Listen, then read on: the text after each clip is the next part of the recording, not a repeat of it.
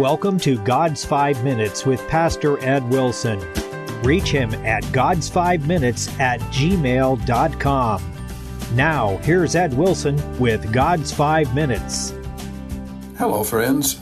Acts 24:14 contains a story of the Apostle Paul's conversion.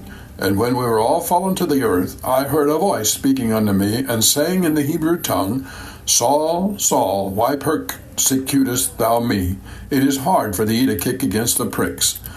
The amazing story shows us how the power of the blood can, in an instant, change the brambles to roses, the persecutor and enemy of Christ into a believer and a friend. Old as the story is, it still has relevance to us today because the very same motives and forces that were to bear on Paul are the ones that are brought to bear on every one of us.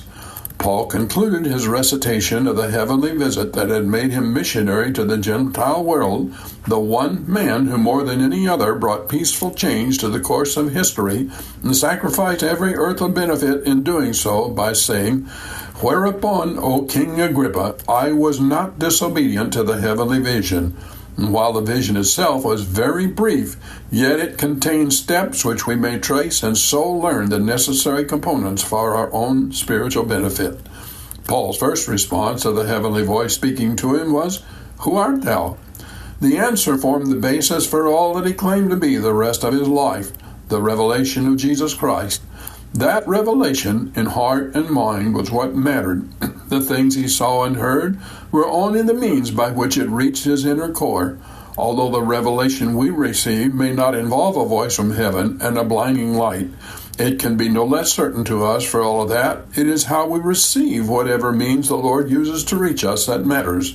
With one, it may be an old hymn, with another, a gospel message, with yet a third, a special deliverance from disaster.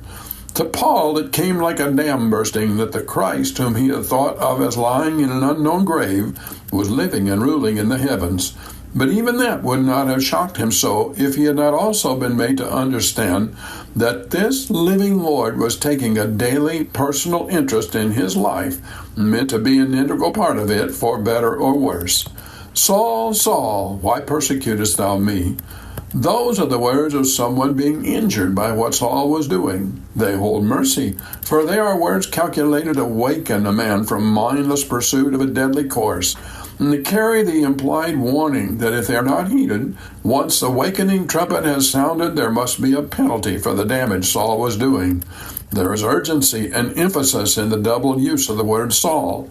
In just that very same way, Jesus Christ, the living, reigning Lord of the universe, has perfect and complete knowledge of every one of us, weighing continually our actions against the motives in our hearts. The text shows us, each of us stand alone before him, as if all the blinding light of heaven is focused on only you, only me. He knows our character, and he personally visits each person among us.